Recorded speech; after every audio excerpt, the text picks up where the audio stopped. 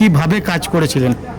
প্রথম কথা, এ জয় পুরো সম্পূর্ণ লাভপুরের বাসিন্দাদের জয়। লাভপুরের যারা আমাদের ভোট দিয়েছেন, যারা না দিয়েছেন তাদেরও, জনতা জনার্দনের জয়। আমি বিশ্বাস ছিল, লড়াইটা খুব কঠিন ছিল, তবু বিশ্বাস ছিল আমি জিততে পারবো, কারণ মানুষের আশীর্বাদ পুরোপুরি কাজ করেছে আমার সঙ্গে। এবং আজকের জয় আমার দলের রাজ্য নেতৃত্ব, কেন্দ্রীয় নেতৃত্ব যারা আছেন প্রত্যেককে উৎসর্গ করলাম এবং মানুষের সেবায়, মানুষের জন্য কাজ করব, এ শপথ নিলাম। আজকে শপথ নেওয়ার দিন। কর্মীদের উদ্দেশ্যে কি বলবেন? কর্মীদের উদ্দেশ্যে প্রত্যেককে বলবো যেন তৃণমূলের মতো কোনো জায়গায় হিংসার আশ্রয় না নেয়। সমস্ত এলাকা ঠান্ডা থাকুক, সমস্ত জায়গা যেন কোনো ঝুট ঝামেলা না হয়। প্রত্যেক মানুষ যারা ভোট দিয়েছেন বা যারা আমাদের দেননি, সকলকে শান্তিতে রাখতে হবে। আগামী দিন যেন ভোট চাইতে না হয়, মানুষ এমনি ভোট দেয়। বিজেপির যে বদনাম ছিল, বদনামটা এমনি দূর হয়ে যেত। দাদা, এই লড়াইটা কতটা কঠিন ছিল আপনার? কঠিন লড়াই, কঠিন থেকে কঠিনতর লড়াই, মানে সাংঘাতিক।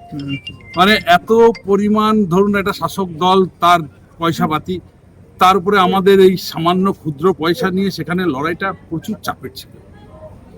শুধুমাত্র মানুষের ভালোবাসায় এই কাজটা হয়েছে। যে আক্রমণ হয়েছিল সেদিনকে, এটা নিয়ে কি বলবেন? আক্রমণ তো আমি সেদিনকে মারার উদ্দেশ্যে পুরো মেরে দিত, এবং যেভাবে পুলিশের গাড়ি ভাঙচুর হয়েছে, তারা আজও ভিডিওগ্রাফি করছে বা বিভিন্ন রিলস বার করছে, কিন্তু কিছু হয় না তাদের। তবে এবার আইনের শাসন আসবেই, এটা আমি দায়িত্ব নিয়ে বলছি। আইনের শাসনে তাদের আসতেই হবে, কারণ এখন আর শাসকের আইন চলবে না, আইনের শাসন পশ্চিমবঙ্গে পুনঃপ্রতিষ্ঠা হবে। লাভপুরের মানুষকে কি বলবেন? লাভপুরের মানুষকে একটা কথাই বলবো, মানুষ খেয়ে দিয়ে আরামসে শান্তিতে ঘুমন।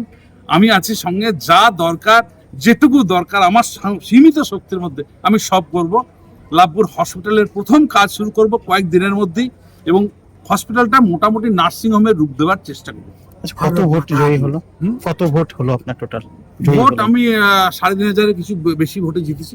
যদি হিসাব আমার সঙ্গে মিললো, আমাদের 5-এর উপর যোগ এসছে, তো যাই না কি হলো, যাই ওটাই ওরা নির্বাচন কমিশন জানান 3,500 ভোট আমরা জিতেছি।